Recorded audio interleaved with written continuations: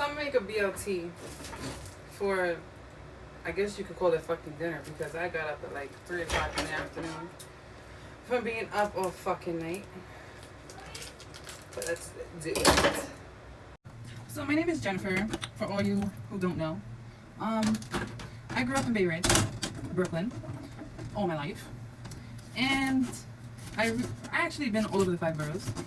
I've been in Manhattan. I lived in Manhattan before. I also lived in Queens. I lived in the Bronx as well. I lived in Brooklyn. I even ventured out to Staten Island for like a month or so, many years ago. I grew up with both parents. It wasn't until later on in life they decided to get a divorce. They had gotten a divorce when I was like young. I went to school all my life in Brooklyn. They decided to separate, you know, obviously they couldn't get along, you know. So it hit me the hardest, I think, out of me. Oh, I have 2 sisters also. So it hit me the hardest, I can say, out of all of us that I know of. I never seek therapy or nothing like that until now. So I haven't always been in contact with my mom either.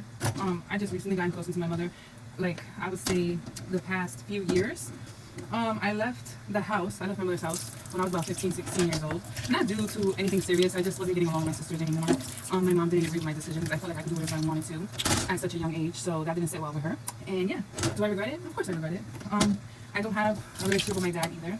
That is a whole long story. So, long story short, my father turned around and basically was getting money for me on insurance, on his insurance. I don't know how the fuck his insurance picked me up after I would say, well, the insurance is a long fucking story. So the insurance picked me up, and he lives in Las Vegas, mind you. So I already had my daughter already. I already had my son already at that time. And yeah, it was just weird. I feel like he was getting money for me being on his insurance, if that makes sense. So I got to a point where I actually needed insurance for myself, and he actually emailed me and threatened me and told me that how his parents wanted nothing to do with me, my mom's parents wanted nothing to do with me, and they only wanted something to do with me because I was always around. Said that a whole bunch of nonsense to me, where I haven't spoken to him since 2018 because of all that, what he put me through. Not only emotionally growing up as a kid, but also stopped seeing me. He would see my other sisters, but he wouldn't see me. Right now, he doesn't see anybody. He don't see any of us. I recently got close back with my sisters as well. Like, I wasn't close with them before this.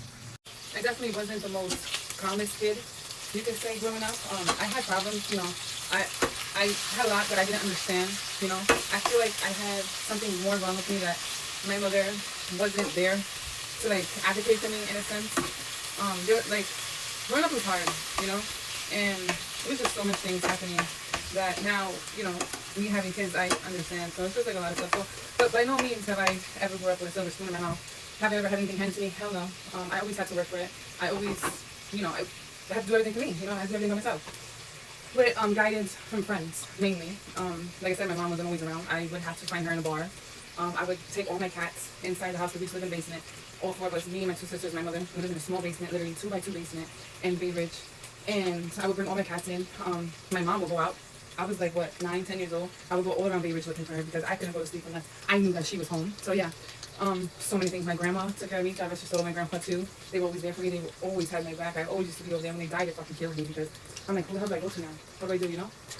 I have no idea what my plans are when it comes to being on TikTok and YouTube and all that. I'm just going with the flow. I'm just taking it day by day.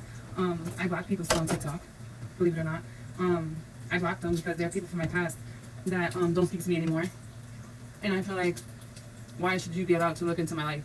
And this doesn't make sense. And it was actually a couple of women that I fell out with.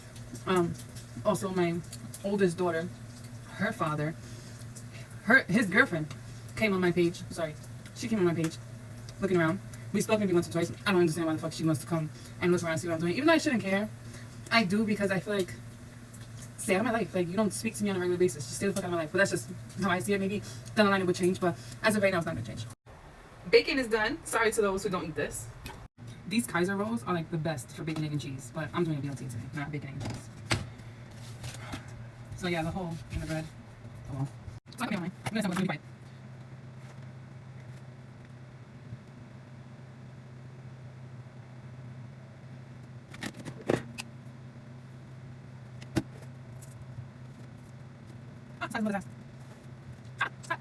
I have to add a little dash.